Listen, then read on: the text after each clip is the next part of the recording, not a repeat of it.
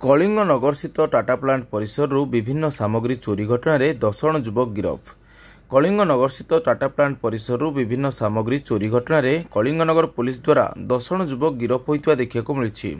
सूचना मुताबक केन्दुझर बासिंदा जितेन्द्र कुमार नायक, घटगां बासिंदा सूर्यकांत ज्ञान, जाजपुर रोड रंपास बासिंदा बबुल मल्लिक, जेनापुर थाना अंतर्गत रायछंदा बासिंदा लोकनाथ साहू, कंटापड़ा बासिंदा बापी मल्लिक, सुकिंदा थाना अंतर्गत बरड़ी बासिंदा संजय कुमार मल्लिक, शंकरषण मल्लिक और प्रताप मल्लिक, कलिंगनगर थाना अंतर्गत नड़ियाभंगा बासिंदा अमित कुमार मल्लिक, सुकिंदा थाना अंतर्गत पिंगल बासिंदा अनिल कुमार मल्लिक कलिंग नगर स्थित टाटा प्लांट परिसर विभिन्न सामग्री चोरी करुवा बेले टाटा प्लांटर सुरक्षाकर्मी नजर में पड़ते।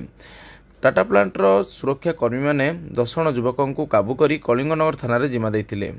एने टाटा प्लांट कर्तृपक्ष यह 10 जण युवकों नाम कलिंगनगर थाना एक लिखित अभियोग करते। कलिंगनगर पुलिस लिखित अभियोग को भित्ति कर केस नंबर 114/24 एक मामला रुजु कर साक्ष्य पूरण आधार में 10 जण युवकों को गिरफ्त कर बुधवार दिवा 1 घटिका समय सुकिंदा विचार विभाग अदालत को पठाई देखा मिली।